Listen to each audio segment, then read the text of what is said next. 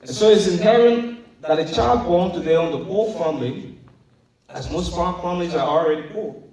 So it's apparent that a child born today in Liberia might get corrupted before reaching age 5. By either learning how to steal over a parent's food or something else. It is that spirit of wanting more, the spirit of dissatisfaction and loneliness that causes us to steal in our homes, in our communities, against our own, in our institutions of work, or even in government against our own people. We rob people off the chance and the opportunity to do better. And it's apparent that there's no one left in Liberia to speak against these issues. Because we are either all corrupt and embracing the culture of corruption, or those speaking against corruption has got to be stopped by the vampire. And certainly, today in Liberia, corruption is now a vampire.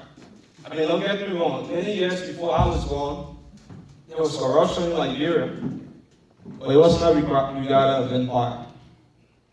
Another classic example of moral decadence has to do with this whole culture of homosexual activities. The question is, if men are babies and angels, how do we call our women?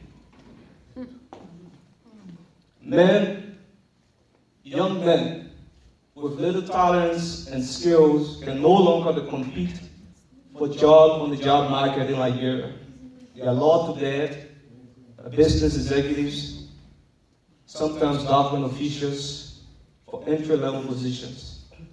But we must lead a moral campaign against these issues and go beyond leading just moral campaigns to lead large-scale projects that influence, build, and inspire new lives. And finally, before I take my seat, I would just like to indicate that it is possible to meet our moral obligation as Liberians, consistent with the principle of charity and leadership. Ours is a moral obligation in the words of the Scripture. What you do for the least of my brethren, you do for me. So let us seize the opportunity and the blessing as Liberians, as we were commanded long ago, let your light shine before men, that they may see your good work and glorify your Father in heaven. Let's embrace leadership and charity all across our communities. Thank you so much.